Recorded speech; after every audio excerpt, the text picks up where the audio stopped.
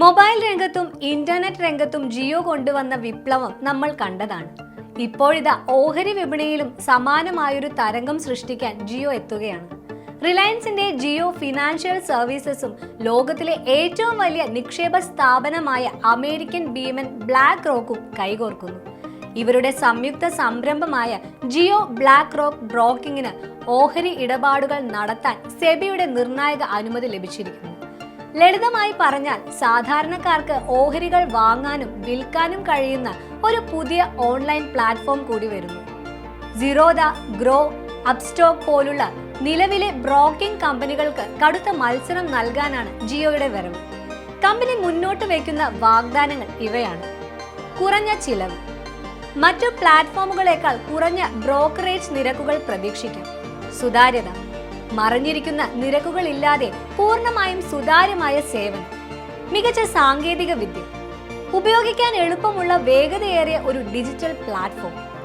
Jio black റോക്കിന്റെ ലക്ഷ്യം വെറും ഒരു ബ്രോക്കിംഗ് സ്ഥാപനമായി ഒതുങ്ങുക എന്നതല്ല, ഒരു നിക്ഷേപകന് വേണ്ട എല്ലാ സേവനങ്ങളും ഒരൊറ്റ കുടക്കീഴിൽ എത്തിക്കുകയാണ് അവർ ചെയ്യുന്നത്.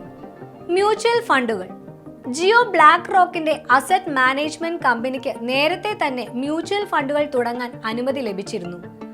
നിക്ഷേപ ഉപദേശങ്ങൾ. നിക്ഷേപകർക്ക് വ്യക്തിഗതമായ ഉപദേശം നൽകാനുള്ള ഇൻവെസ്റ്റ്മെന്റ് അഡ്വൈസേഴ്സ് വിഭാഗവും ഇവർക്കുണ്ട്. ഓഹരി ഇടപാടുകൾ. ഇപ്പോൾ ലഭിച്ച ബ്രോക്കിംഗ് ലൈസൻസോടെ ഉപദേശങ്ങൾക്കൊപ്പം ഓഹരികൾ നേരിട്ട് വാങ്ങാനും വിൽക്കാനുമുള്ള സൗകര്യവും അവർ നൽകും.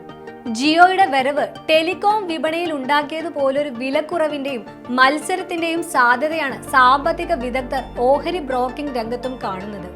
ഇത് നിലവിലുള്ള കമ്പനികളെ അവരുടെ സേവനങ്ങൾ മെച്ചപ്പെടുത്താനും നിരക്കുകൾ കുറയ്ക്കാനും പ്രേരിപ്പിച്ചേക്കാം. കമ്പനിയുടെ സിഇഒ ഹിതേഷ് സേത്തിയ പറഞ്ഞതുപോലെ ഇന്ത്യയിലെ നിക്ഷേപക രംഗം എല്ലാവർക്കുമായി തുറന്നു കൊടുക്കുകയാണ് ജിയോ ബ്ലാക്ക് റോക്കിന്റെ ലക്ഷ്യം. ചുരുക്കത്തിൽ ഓഹരി വിപണിയിലേക്ക് കടന്നുവരാൻ ആഗ്രഹിക്കുന്ന സാധാരണക്കാരായ നിക്ഷേപകർക്ക് കൂടുതൽ അവസരങ്ങൾ തുറന്നിട്ടുകൊണ്ട് ഒരു പുതിയ മത്സരാർത്ഥി കൂടി എത്തുകയാണ്. ജിയോ ബ്ലാക്ക് റോക്കിന്റെ ഈ വരവ് ഇന്ത്യൻ ഓഹരി വിപണിയിൽ എന്ത് മാറ്റങ്ങൾ കൊണ്ടുവരുമെന്നും സാധാരണക്കാരായ നിക്ഷേപകർക്ക് ഇത് എത്രത്തോളം ഗുണകരമാകുമെന്ന് നമുക്ക് കാത്തിരുന്നു കാണാം. ഒരിക്കൽ കൂടി ഓർമ്മിപ്പിക്കുന്നു, ഈ വീഡിയോ ഒരു സാമ്പത്തിക ഉപദേശമായി കണക്കാക്കരുത്. ഓഹരി വിപണിയിലെ നിക്ഷേപങ്ങൾ നഷ്ടസാധ്യതകൾക്ക് വിധേയമാണ്.